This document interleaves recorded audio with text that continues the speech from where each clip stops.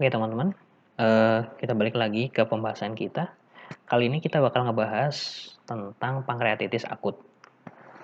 Oke, langsung aja tanpa basa-basi kita langsung ke overview case. Oke. Nah, di sini untuk keluhan utamanya itu biasanya pasien itu mengeluh nyeri ulu hati parah, biasanya akan disertai muntah berwarna hijau. Nah, ini merupakan clue yang sangat umum. Muntah berwarna hijau berarti terdapat keluhan pada pankreasnya. Oke, kemudian pada pemeriksaan fisik juga di sini dapat nadi 110 kali per menit dan tekanan darahnya 80/60. Nah, ini tanda dari shock, teman-teman.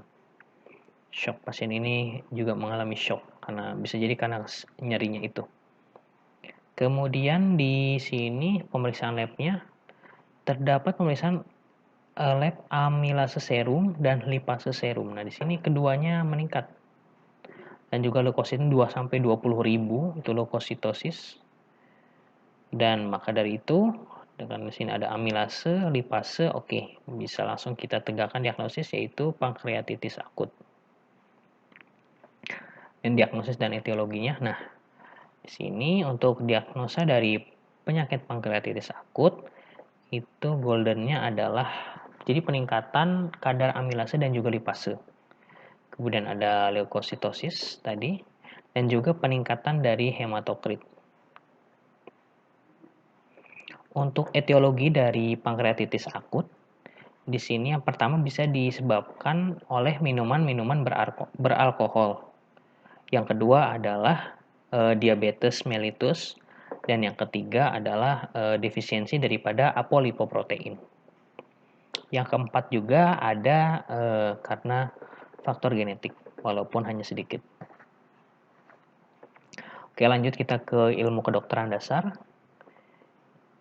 Nah, ini ilmu kedokteran dasar yang perlu kita tahu pada kasus ini yaitu adalah pankreas.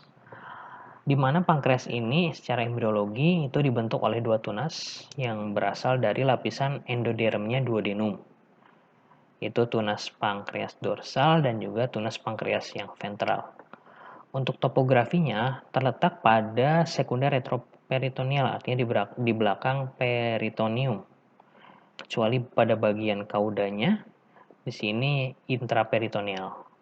Nah, terletak di regio epigastrium dan hipokondrium sinistra. Permukaan depan melekat pada bursa omentalis, permukaan belakang melekat pada dinding posterior tubuh.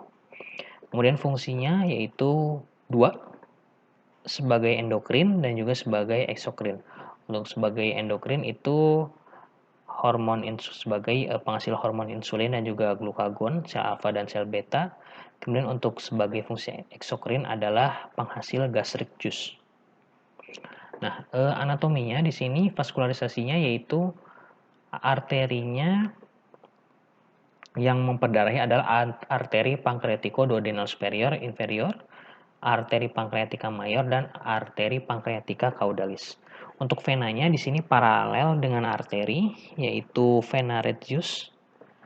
Kemudian untuk inervasinya di sini parasimpatis oleh nervus vagus dan simpatisnya oleh segmen medulospinal, torakal 7 sampai 11 ganglion coelueacus. Untuk afferentnya via serabut simpatis. Efferentnya regio dermatom 7 sampai 11. Untuk limfatiknya di sini untuk bagian kaput dan juga korpusnya itu oleh nodus pylorix splenicus dan juga mesenterica superior. Untuk yang kaudanya itu oleh nodus splenicus. Nah, untuk histologinya ini bagian eksokrin atau sebagai penghasil gastric juice itu terdiri dari acinus serosa dan sel zymogenik yang tersusun rapat membentuk banyak lobulus kecil. Oke, kemudian acinus pankreas itu terdiri atas sel seros yang mengisi lumen sangat kecil tanpa sel myoepitel. Setiap acinus mengalirkan sekretnya melalui ductus intercalaris pendek dilapisi epitel selapis gepeng. Oke, kemudian bagian endokrinnya. Nah, di sini sel-sel yang penting itu ada 3, ada sel alfa, sel beta, dan sel delta. Dan yang mendominasi di sini adalah sel beta. penghasil insulin, 20% sel alfa, dan 5-10%-nya adalah sel delta. Untuk fisiologinya di sini untuk yang eksokrin itu menghasilkan getah pankreas yang mengandung enzim-enzim pencernaan seperti enzim amilase pankreas, enzim proteolitik. Untuk yang endokrinnya menghasilkan hormon somatostatin dan polipeptida pankreas.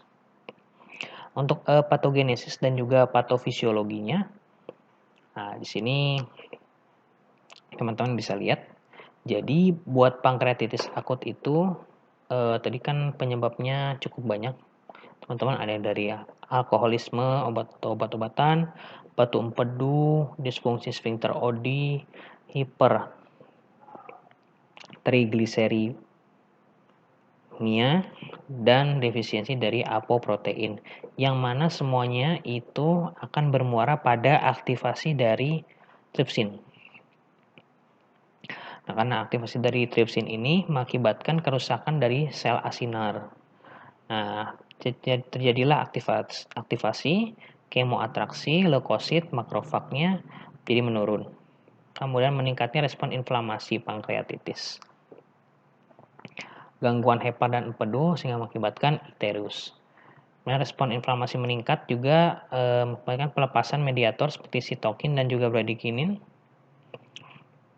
yang akan meningkatkan metabolisme, juga proteolisis, demam, kematian sel, dan perdarahan, dan juga edema. Nah, edema ini akibatnya cairan masuk ke interstisial, volume darah menurun, dan hematokritnya meningkat. Oke, pemeriksaan penunjangnya di sini yaitu USG dan CT scan. Ini kemudian untuk penata laksanaannya di sini yang pertama adalah pemberian analgetik yang kuat karena pada pasien ini nyerinya itu pankreatitis itu biasanya nyerinya hebat. Kemudian dianjurkan untuk berpuasa, istirahatkan, kemudian pengisapan cairan lambung, dan nutrisi secara parenteral atau telah lakukan pemasangan infus. Kemudian obat-obat lainnya yaitu pemakaian antikolinergik, glukagon, antasida, penghambat reseptor H2 seperti ranitidin dan PPI seperti omeprazol. Dan nekrosektomi dan laparotomi diindikasi tindakan bedah bila dicurigai adanya infeksi dari pankreas yang nekrotik. Faktor risiko dan etiologinya. Di sini yang pertama ada alkoholisme, batu empedu, pasca bedah, terutama trauma tumpul, metabolik antara lain hipertrigliseridemi, hiperkalsemi, dan juga gagal ginjal. Juga ada karena infeksi, kemudian berhubungan dengan obat-obatan antara lain seperti obat-obatan sulfonamid, thiazid, furosemid, dan lain-lain. Kemudian herediter, pankreatitis, kemudian penyakit jaringan ikat antara lain lupus erythematosus. Secara epidemiologi juga sering ditemukan pada negara barat dan karena penyalahgunaan pemakaian alkoholnya dan lebih sering terjadi pada usia 60 tahun ke atas. Ini komplikasi dan prognosisnya. Untuk komplikasinya itu bisa terjadi pembentukan pseudokista atau abses pada pankreas, nekrosis pankreas, sepsis, asites dengan kadar amilase yang tinggi, gagal ginjal, prognosisnya adbonam. Spek biotik, humaniora, dan legalnya di sini terdapat biasa seperti medical indication, patient preference, quality of life, dan contextual feature.